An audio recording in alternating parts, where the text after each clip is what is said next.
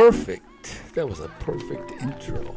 Love when everything works out. Okay, so we've got a big show today. So I don't know if you know my history, but back when COVID came out, I went absolutely crazy and just was putting videos out and going absolutely contrary to the ridiculous pandemic crybaby narrative, right?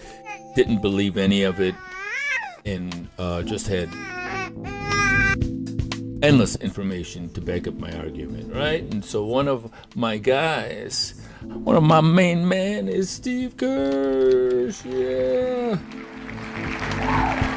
He's a big player in the field of medical truth, and he was there from the beginning as well, and he's got a great story. He's like, listen, I was all for the vaccines, and then everyone around me started to get sick and so on and so forth, and so he used his analytical skills to collate information and somewhat of a Edward Dowd sort of push into the data and has been a staunch advocate of debate. I think he has got $1 million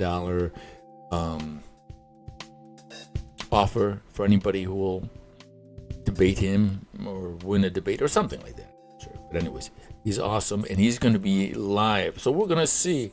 Let's see if the ridiculousness continues, if the embarrassment to intellectual thought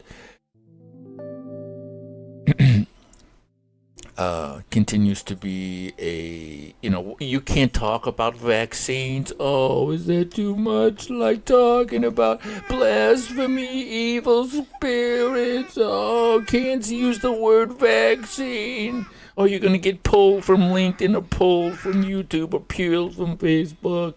Is that an unrestricted word? Anyways, they're up in about 10 minutes. So before they come on, I want to turn you guys on to Dr. Wallach. Okay, so my man Doc Wallach has been saying since forever, MD-directed medicine kills, injures, and infects 15 million people a year. We're not even talking about vaccines. MD-directed medicine kills, injures, and infects 15 million people a year.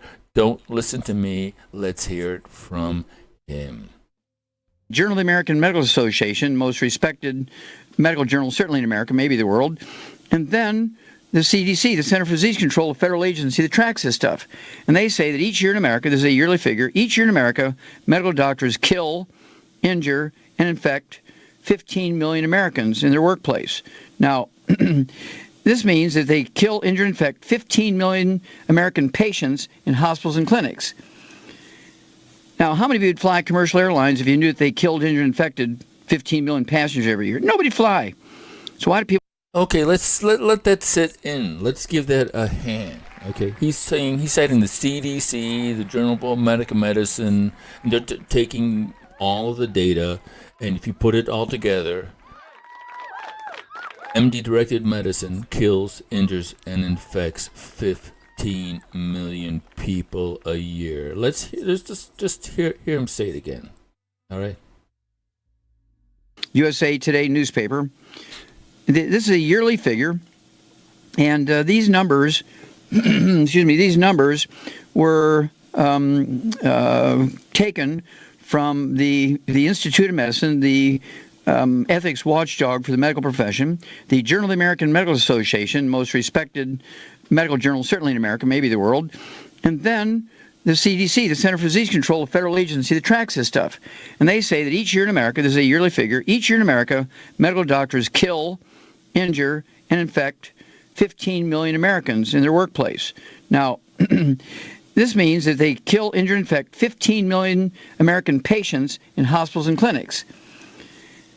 Now, how many of you would fly commercial airlines if you knew that they killed, injured, and infected 15 million passengers every year? Nobody'd fly. So why do people keep going to doctors?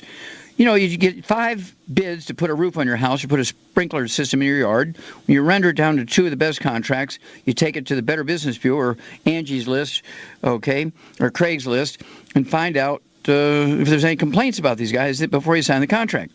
You go to the same doctor for 10, 12, 15 years, 20 years, whatever they say you do. You don't even get second opinions or third opinions. I find that amazing. Well, let's kind of break it down, and let's look here. Of the 15 million killed, injured, infected, there's 2 million infections each year in hospitals alone.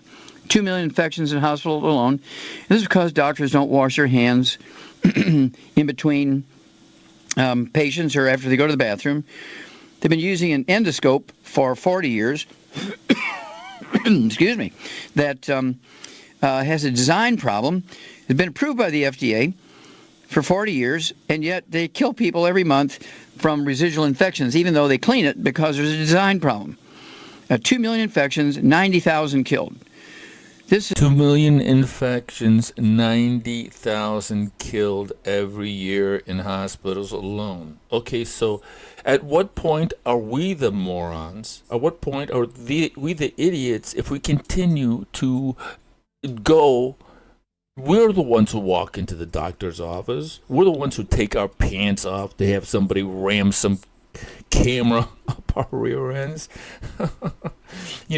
Christianity doesn't kill, injure, and infect 15 million people a year. Islam doesn't kill, injure, and infect 15 million people a year. Judaism doesn't kill, injure, and infect 15 million people a year, but MD-directed medicine does. The Green Cross does. So who is the idiot? Is it the people who are making the drugs, or is it the person who's putting that engineered petroleum molecule down the cake hole? That's the question I have. So this should be starting any minute now. My man Steve Kirsch, a absolute warrior, tip of the spear when it comes to telling the truth about the clot shot and all of the ridiculousness that's happened to us over this embarrassing part of history. And I'm kind of new to the Rumble live stream, so I'm sure there's a chat going on here. There it is. So let's say hi in the chat, okay? Hi. You're being streamed live to LinkedIn.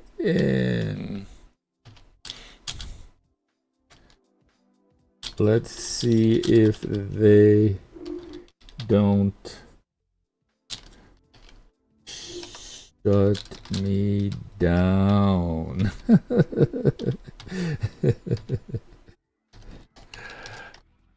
All right.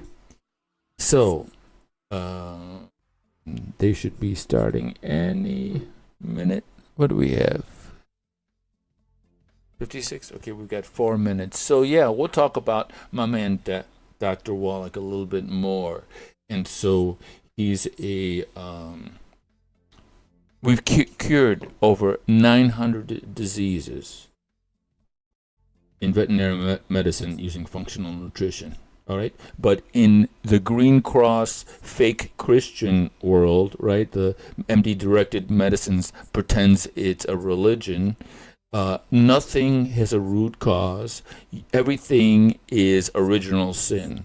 Everything, every disease, Alzheimer's, asthma, fibromyalgia, diabetes, everything that happens to you as far as a chronic disease is because your DNA is evil. Your DNA is corrupt. Your DNA is sinful. Your DNA sucks. So, MD-directed medicine is taking the same framework. Just because you kill God doesn't mean that the architecture of faith disappears. It doesn't. It's just mutated. MD-directed medicine is a mutated form of Christianity. And so instead of holy water, they bathe your sin, right? Bless me, Father, for I have sinned. Drug me, doctor, for I have symptoms, right? They just bathe you in an engineered petroleum molecule, right? It's just Christianity in its most embarrassing, retarded iteration. And so what we have is Steve Kirsch coming up in about 2 minutes, right? I'm new. Let's give a round of applause to Steve Kirsch. And so, like I've said before, is it the priest that's the problem? Or is it the person walking into the church, right? If you're a radical fundamentalist or radical religious person, who's the one that's at fault? Is it the idiot doctor who believes that the petroleum molecule is God, right? Or is it the person who believes the idiot doctor who believes the petroleum molecule is God? You know? We all have the information. I have the information. I have access to the information just like everybody else does. Just like Dr. Wallach does, right? He owns a company called Youngevity. He's the founder of Youngevity. There's incredible amounts of information as far as nutrition and as far as how the body functions and which nutrients are sort of the secret sauce to each disease state. Each disease state, you can see an underlying nutritional deficiency. Can't say cure. The C word is monopolized by the fake Green Cross Christianity MD-directed medical system. What you can say, though, is you can support and promote the structure and function of your body, and magic happens when you do that. All right, so let's take a look, see if Steve Kirsch is around.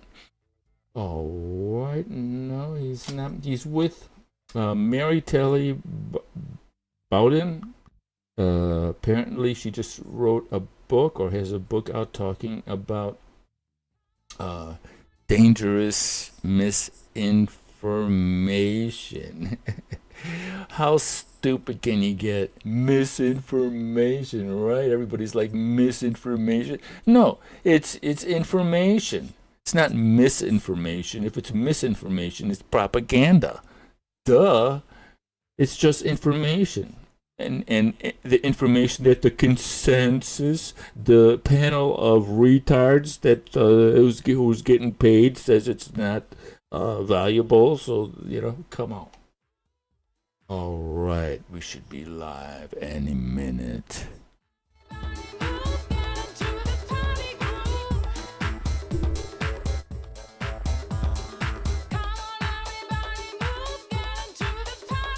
And so, Rumble is banned in France, which is hilarious because France is supposed to be the one of the OGs when it comes to liberty and freedom of speech, but you can't talk about vaccines because, oh my God, it's like blasphemy. Oh no.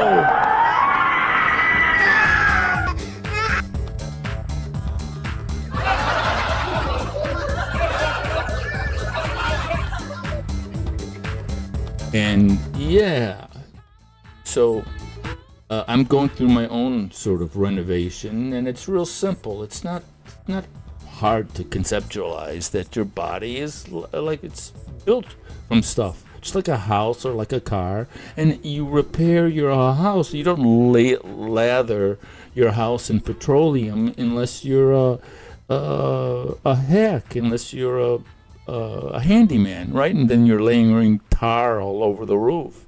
So that's what doctors are doing. They're basically the handyman of the health world. They're layering tar all over your symptoms because they're completely clueless, just like a handyman is completely clueless of the proper way to rebuild a house. So why would you go to a handyman, right? Oh, he speaks Latin? So what? He's still a handyman. He doesn't know what he's doing. Okay.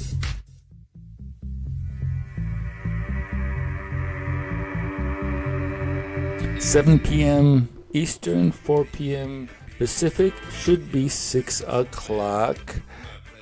And it's 6 o'clock now, so they are a little late. Of course they're late. It always happens. I'm live. I'm live on LinkedIn.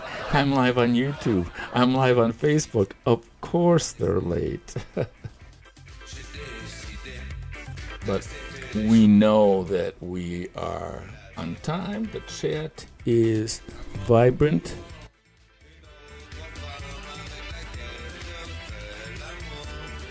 And yeah, 6 years and nobody's here. Let's read some of the chat here. One of the worst states was New Jersey for lockdowns and masks. See, people are still ticked off, just like me, having to go through this ridiculous garbage. They were low, yeah. Dr. Mary Talley Bowden is a COVID-19 era heroine. Oh, we got Germany talking. The same in Germany. Yeah, same in France. I went through the same garbage in France. Excuse me, monsieur, the papier, s'il vous plaît. Ridiculous.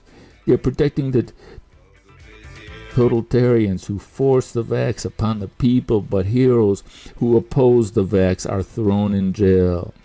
What is that supposed to mean? Oh, so they're fighting here.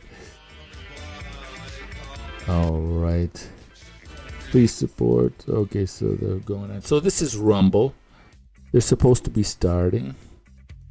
And we'll hang on. Maybe there's some sort of... So 319 people, which isn't bad for Rumble, are hooked in. And how many are ever coming in my network? So, yeah, let me see. Let's take a look at my, wonder if I go like this, how we're going to do on. Looks like we're okay. So, like I was saying before, what's the difference between this lovely, supple rear end, right, and this sack of snacks right here?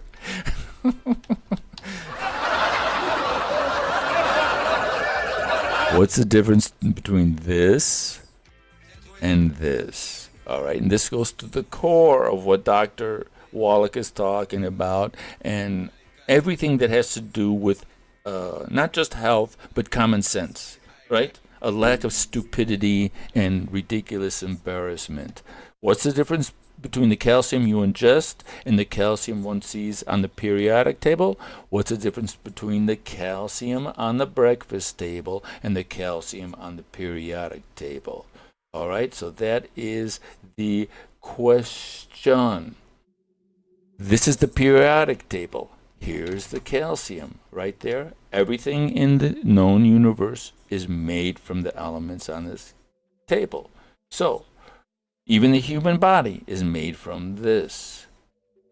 So what's the difference between the calcium you put in your mouth, right, on the breakfast table, and the calcium on the periodic table? Here's the drum roll, please. Oops, wrong button. Drum roll, please. Okay, the calcium on the periodic table is a description of energy defined by an atomic structure which includes electrons, protons, and an atomic nucleus. It is not a characterization of calcium as matter. The calcium on the periodic table is a description of energy. We don't have the ability to incorporate energy into our bodies to build and to repair our bodies just yet. Okay? So, Oops, wrong. There we go. So human beings cannot absorb calcium from the field of energy, and this is another fact. We have cured over 900 diseases in livestock which still plague humanity, right? And if we created an insurance model for livestock, a hamburger would be $3 a pound, and that's not very cool. So, here's the deal. If you have all of these elements that have been taken from the soil, everything, all the green stars are the elements we need to survive. There's only three: nitrogen, phosphorus, and potassium are the only three elements that we put in the soil. So, hello, hello, hello. All right, let's take a look. We're here for the Steve Kerr. It says 7 p.m. Eastern, so it's 6 o'clock Central Time. We are on time, so not sure what is up, but I'll keep up with the presentation, right? So, do you get it? Do you get it? The elements we have here, right? Those are the elements that we need to build a human body. The three are the ones we get from the soil. The 60 other 57s are the ones we need. Now, here is the soil. It's describing the deficiency that's happened in the soil, the removal of nutrients that's happened in the soil over the last 100 years. Okay, these graphs describe the increase in chronic disease over the last 100 years.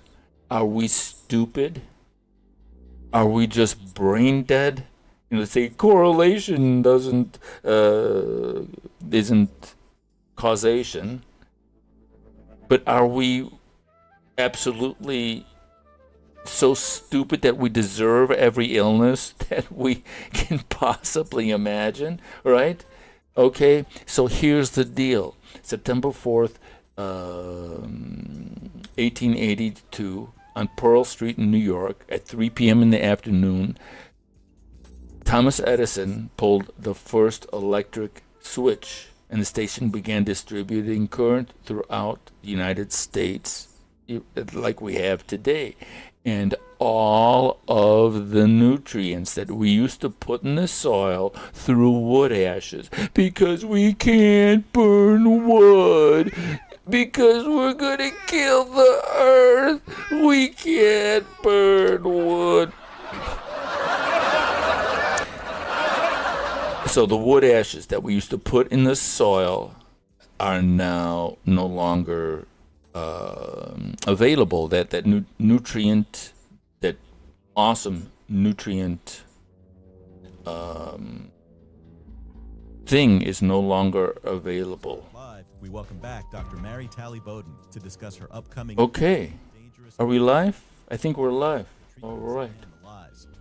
The government, it's called the CICP. That's the Countermeasures Injury Compensation Program. They're supposed to help these patients. They have denied 98% of people that have applied for assistance. They've awarded 30 of all the vaccine injured that have applied. 30 people, on average, the award is like $4,000 for these people. It's horrible. I mean, these people's lives are just destroyed. These are not easy things to treat. And the government really needs to help these people, because there's a lot of people suffering, and they're getting completely ignored.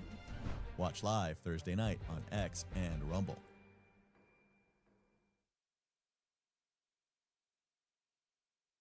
Okay, we're here. Are we live? Did I do something wrong?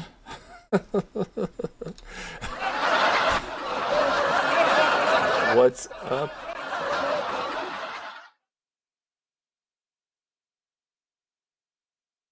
Okay, so I guess that was the promotion.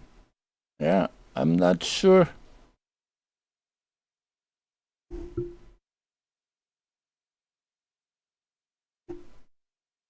I don't know. Maybe there's. Maybe you have to. Yeah. They've Oh, been here we go. served. They've All right. asked for an extension because, I don't know if you heard that Ken Paxton is supposed to represent the medical board. And I've got 2 lawsuits now against the medical board. So this one regarding the free speech issue, because I was turned into the medical board based on testimony I made in court. Right. Talk about protected speech. That's about the most protected speech you can get. That's when they turned me in. Now they turned it into a fishing expedition, and they ultimately decided, well, I'm guilty because I sent a nurse to the hospital without privileges. But it all started based on testimony I made in court. So that's where the free speech lawsuit comes in. What did you say in court? I mean, you can't silence anything what people say in court. That's ridiculous. Right. You're under oath. You're under oath. You have to tell the truth. I was telling about my experience using ivermectin, and it was because the patient was suing to get ivermectin in the hospital, and it wasn't very long testimony, but I was just sharing my experience, the safety and how things were going using ivermectin. But I'm also suing them over, I'm appealing the decision that they made against me. So they issued a public reprimand in December. And so I'm appealing that, which is a lawsuit against them. And Ken Paxton would normally represent the medical board in both of these cases, but he has refused to represent them, which is huge. Wow. That's wow. He's done it before, but it's very few other instances. So it's a major blow to them, and they don't have a lawyer right now, so they've asked for an extension. Wow. Oh man, but are the medical boards funded by the state? So it's essentially, even though Ken isn't defending them, it's basically costing him either if they lose, then I don't know if they're monetary damages or what. Like, what are you suing for? What's the prayer for relief? I would like to recover all the money that I've spent, but we're not asking for additional damages. Basically, I've spent over $250,000 on 4 years of fighting this. And the sensible thing would have been pay the fine and move on, but I've been fighting on principle. I was following a court order. I had a court order saying that the hospital was supposed to grant me emergency temporary privileges and access to the intensive care unit without delay. I submitted 2 full applications, and I was told by the lawyer that I had the green light to send the nurse. The patient actually never even got the ivermectin, and he died. But they will not budge, and I'm just fighting on principle. And it sets a precedent if I lose, which we must avoid having happen. A hospital should not be emboldened to defy a court order, and physicians should not be silenced and intimidated that if they testify on behalf of a patient, they could end up in a prolonged, expensive public battle for doing so. Going forward, I think we need legislation. I think we need to change this, because patients should not have to sue to get a second opinion while they're in the hospital. I mean, you could land in any hospital, you have an emergency situation, and you could land in a hospital where the physician that you trust does not have privileges. But you're out of luck. You can't bring that physician in unless you want to take them to court, take the hospital to court, and that's wrong. If a physician has a license in good standing, they should be able to come in the hospital and help their patient. If that's, if the patient agrees and the doctor agrees.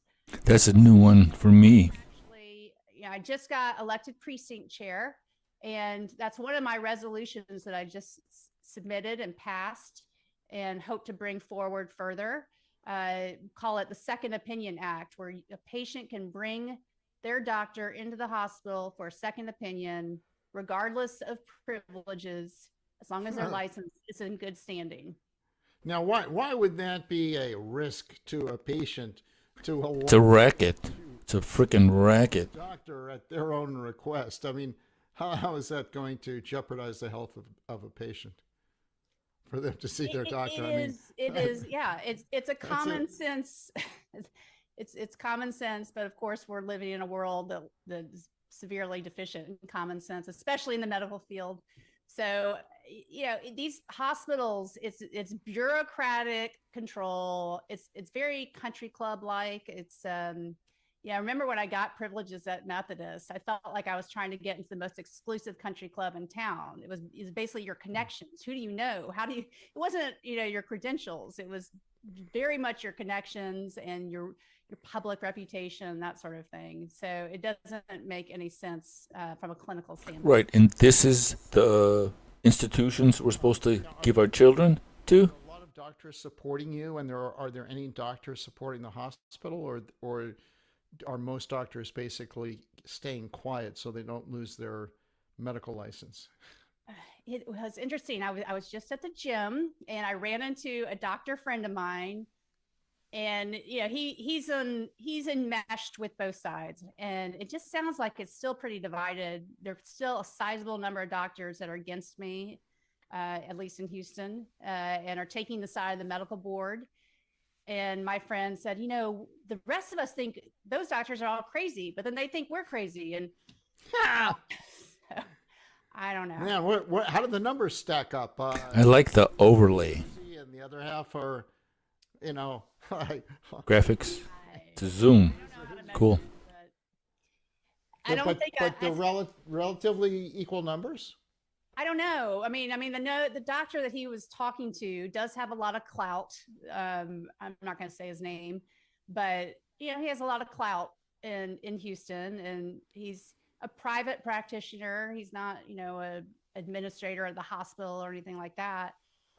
And he's a fellow ENT. So, I don't know. I honestly don't know how many are on my side and how many aren't, but I don't think I'm in the clear yet. You would think that all the doctors would line up for something like this, because as a doctor, who wouldn't want to be able to, their patient is calling out to them, who wouldn't want to see their patient? How are these doctors defending the hospital's right to restrict? Great question. So that they exclude these doctors. I mean, what doctor is in favor of that? If we were to have a doctor on the program speaking, oh yeah, totally, Mary Talley Bowden, should have been able to talk to her patient in the hospital. Could we find someone like that who we could get on camera to defend the hospital's position?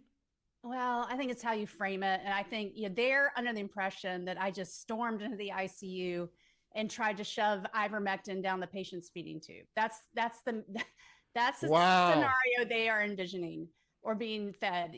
So that I think if I actually had the opportunity to sit down with these doctors and say, okay, this is exactly what happened, then they'd probably come to my side. But they're just thinking that I'm, barging into the ICU Right.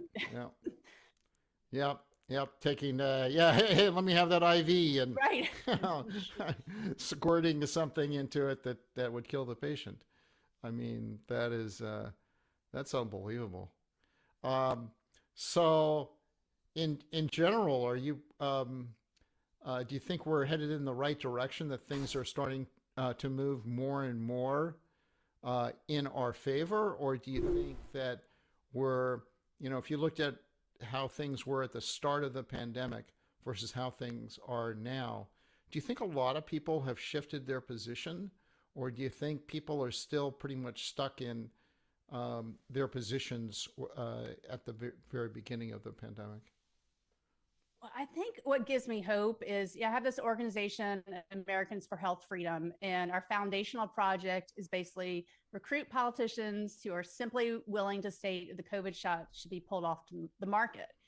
And years ago, that was a very dangerous thing to say.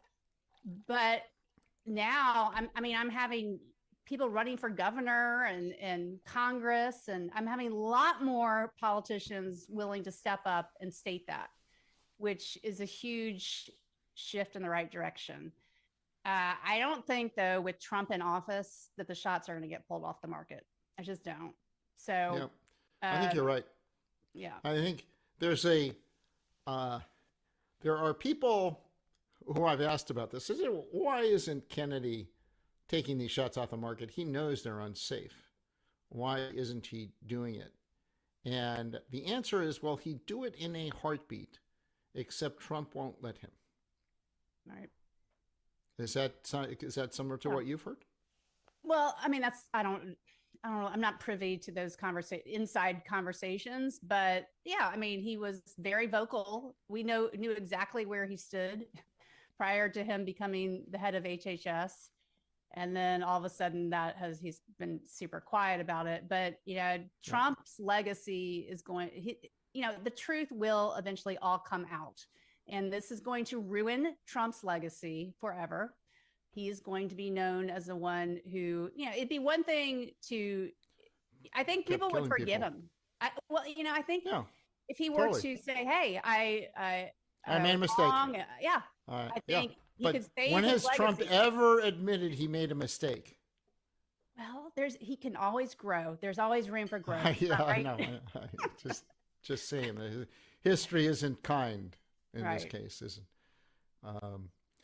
So, I was looking very recently at the check data, and I looked at people with a comorbidity score of 5, and all ages, and I also looked at specific age groups, and I found that their mortality rate during non-COVID periods, the ratio of the cohorts, the vaccinated and unvaccinated cohort, might be 2 to 1 during non-COVID periods. And then I looked at during COVID waves, and it's 2 to 1. One of them's vaccinated, the other one's not. Now, if the vaccine worked, it wouldn't be 2 to 1. It'd be, the discrepancy would be quite a bit different than being the same, right? Because supposedly the vaccinated people wouldn't have an increase at all, and the unvaccinated people would have this huge increase. And so you'd expect that if there's any difference in mortality, that difference would escalate, maybe from 2 to 1 to, they said it's 10 times, so it should be 20 to 1. Well, instead, it went from 2 to 1 to 2 to 1. It didn't change at all.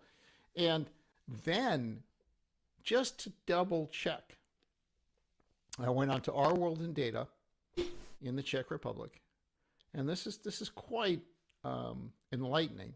I hadn't quite noticed this ever before, but I looked at the cumulative COVID deaths in the Czech Republic, and there's a graph in Our World in Data, and it looks like a straight line. And the thing is that the vaccine came out like here. Mm-hmm. Now, this is easier to do with my hand like this, but if the vaccine came out like here, what's supposed to happen is the deaths are supposed to flatline. Mm-hmm. There's supposed to be a knee in that curve, because we just created this manual intervention and we gave it out to millions of people, and it's got a 10-fold reduction in COVID mortality. There was no reduction at all. The line was perfectly straight. It did not change at all after the vaccines rolled out. The vaccines rolled out on December 27th of 2020 in the Czech Republic, and there was no knee at all in the curve. The slope of the curve was unchanged for the entire time until the first wave, essentially, or that January wave subsided, which was in June of 2021. No knee in the curve. No knee in the curve. Of course. Or remember, flatten the curve, flatten the curve. Spread misinformation. This suggests that the vaccine actually didn't save any lives at all. And in fact, there was a nice study, the XIE study. It was comparing COVID versus influenza in VA hospitals. The average age of the men in that study was 73 years old. 80% of 73-year-olds in the VA are vaccinated. You want to know what the percent vaccinated of people hospitalized for COVID in the VA was? Take a guess. 60%. No, 80%. 80. Right. Yep. In other words, it's the same as the background. Now, Mary, I'm just a misinformation super spreader, but you're a doctor. So, Mary, if you have 80% vaccinated for COVID and you look at the rate of hospitalization, shouldn't it be like 80% unvaccinated and 20% vaccinated and not 80% vaccinated? To me, I look at this and I say, man, that's like, there's no effect. See, and like Now, discussions like this is prohibited, or was prohibited a few years ago. We're going to see if this gets pulled off of my accounts. 3,600 reasons, justification to pull these shots off the market. I've kind of stopped looking at all the studies because is it ever going to be enough? It doesn't matter. It will never be enough. And so it. What? Yeah, so look, you must know. Me, yeah, but you must know some physicians that are on the other side that think it's safe and effective. Are any of those people looking at the data, or are they just reading CNN and the CDC, saying safe and effective, 10x reduction in hospitalization? Like, the problem is, what's you going can on? find a study. You can find a study to support any argument you want in medicine. I mean, that's basic medicine 101. You learn that in your training. You have a journal club, and I came out of that thinking, well, you really can't trust any of this.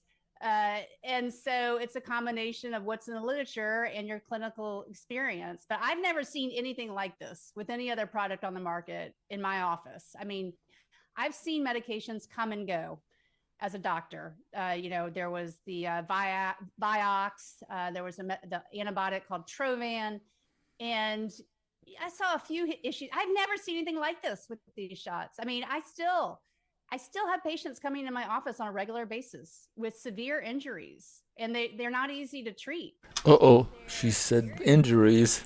And it's trial and error, and they're not being helped. They see multiple doctors. They get gaslit. They're not reported to VAERS. None of the patients I've seen with injuries have been reported to VAERS. I've been the one reporting them. Now, I will say the new HHS, I'm actually getting responses from the VAERS people, which is an improvement. Before, I'd report them and absolutely nothing would happen. There would be no follow-up. But now I'm like, oh, wow, they're actually responding now, which is good. But what are they doing specifically? They're asking for records. They're actually asking for records. Before, I would get none of that. Wow. I'm amazed, because I would think that they would be overwhelmed with reports.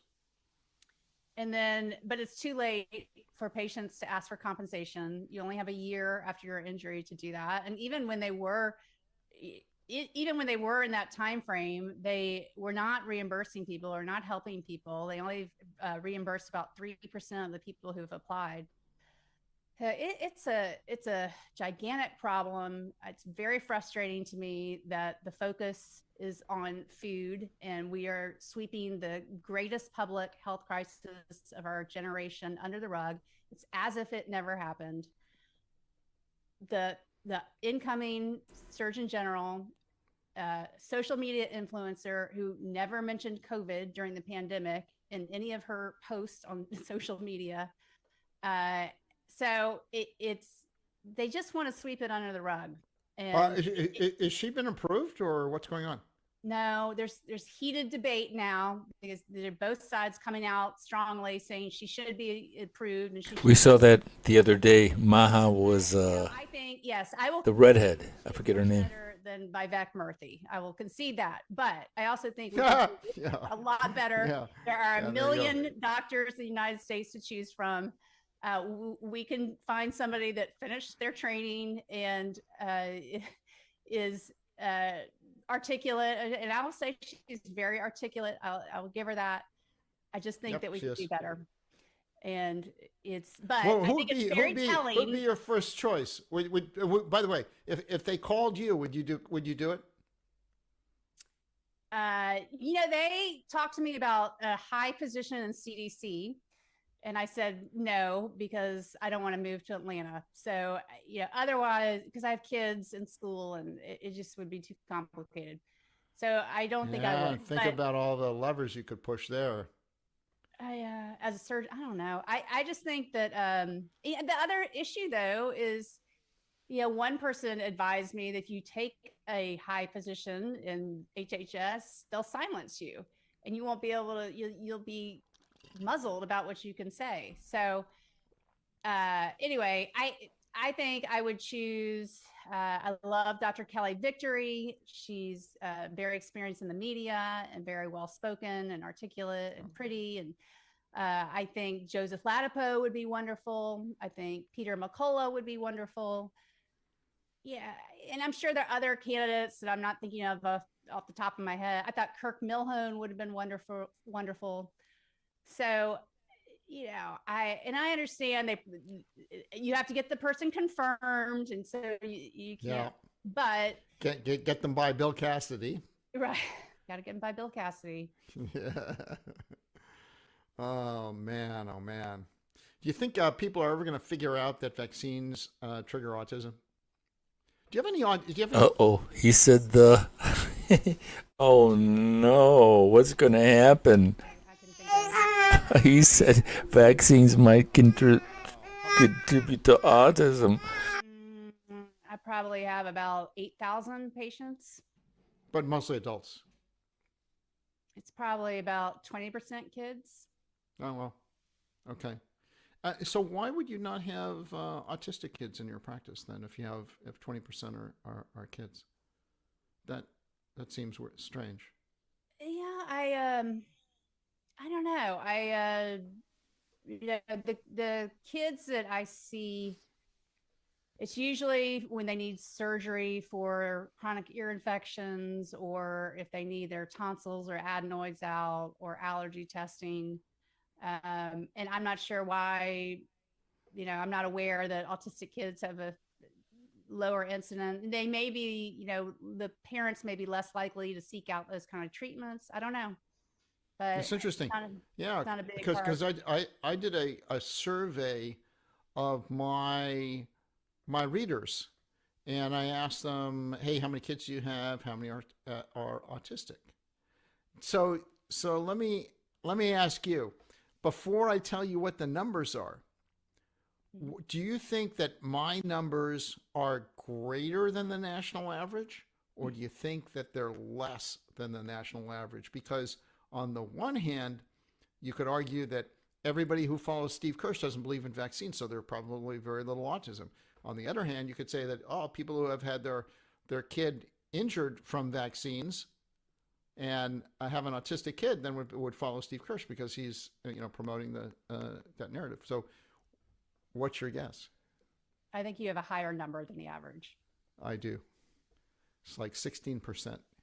Yeah. 16% of all kids from my readers are the parents believe are autistic. That is amazing. Yeah. And it is, and I surveyed parents in Idaho as well as California to see if there might be, a difference. Yeah, because California supposedly is detecting it better than Idaho is, and there's like some national statistics that show like a 3 times difference. And I was seeing very similar rates, about 20 to 30% higher in California than in Idaho. And Idaho is much less vaccinated than California. It's where they have the Medical Freedom Act passed in 2025 in Idaho, so that people couldn't be coerced into taking vaccines. And so, but that was fairly recently. But still, Idaho is much lower than the national average in terms of childhood vaccines. So I expected a bigger difference. I would say Idaho is the closest state in the country to banning mRNA. Well, last session they tried to ban it completely. Now they're just settling with children and pregnant women. Right, we'll take what we can get. Yeah, exactly. But it's great.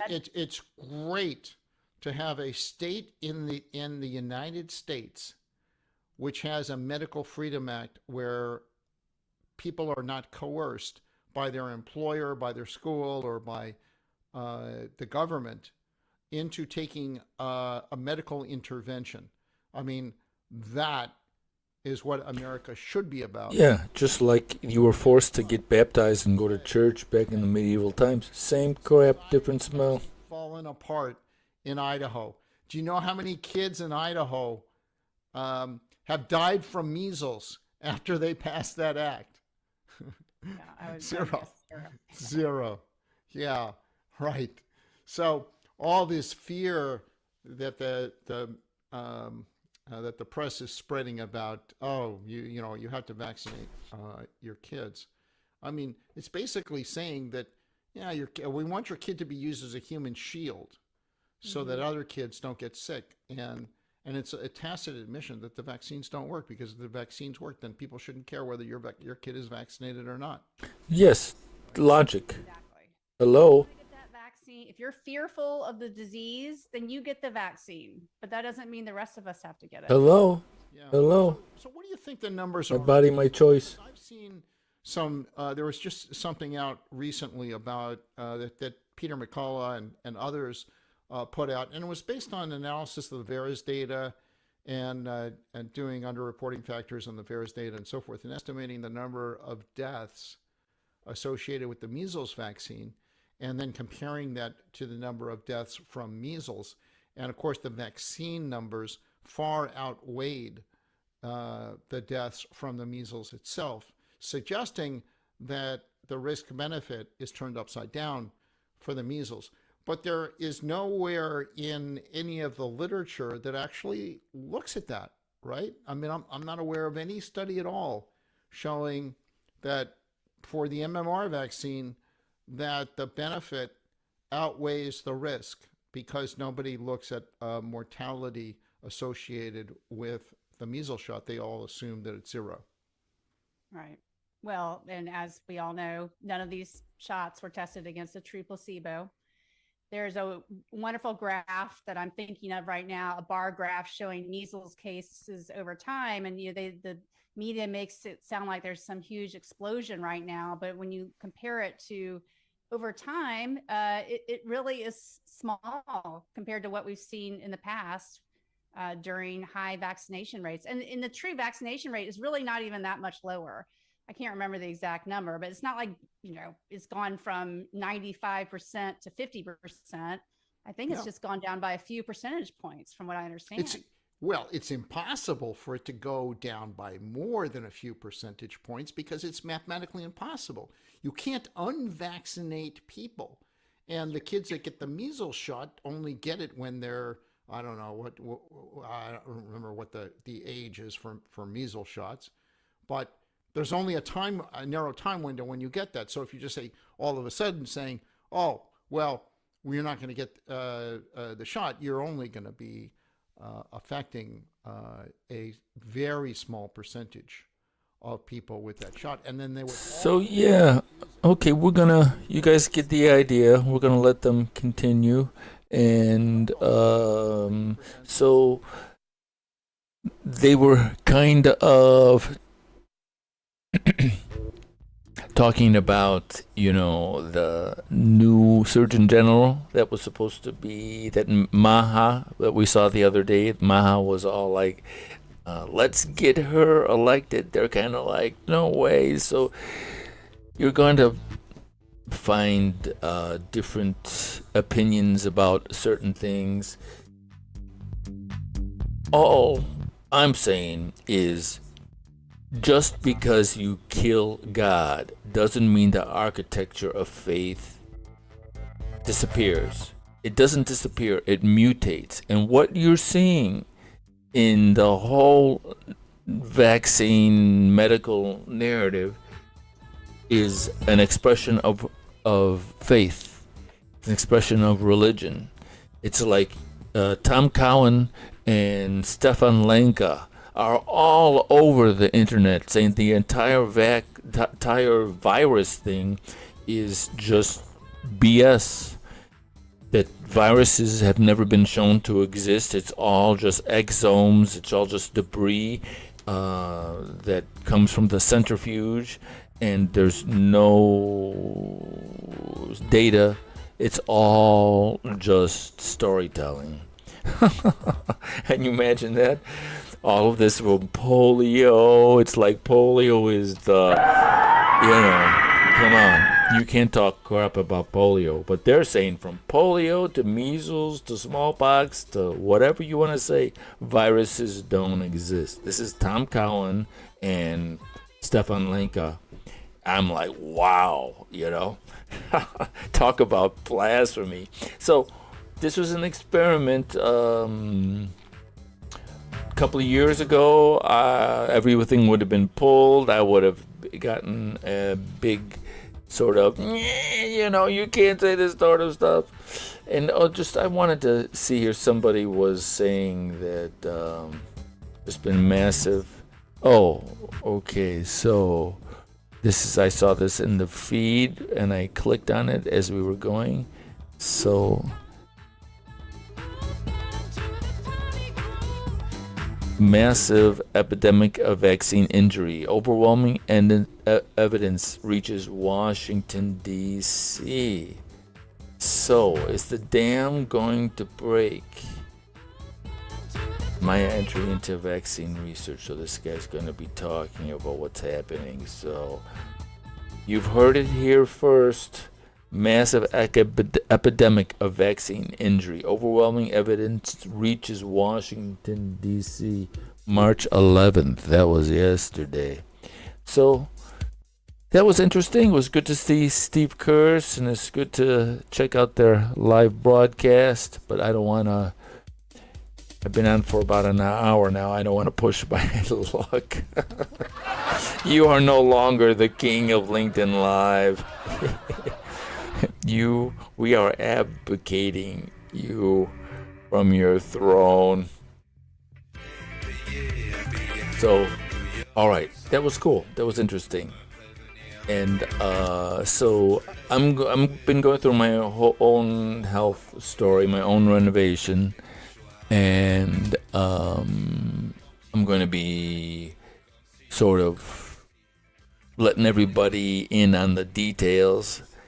Because I had some really crazy stuff happening, and I'm actually on the day 4 or 5 now of a all water fast, and it's been incredible. I've been just hitting the plant-derived minerals and all of the nutrients that you need to repair, and like magical things are happening. So we're going to detail all of that on later broadcast, but I just wanted to test the waters here to see that if we can have an intelligent discussion about vaccines and ivermectin and hydroxychloroquine without losing our minds.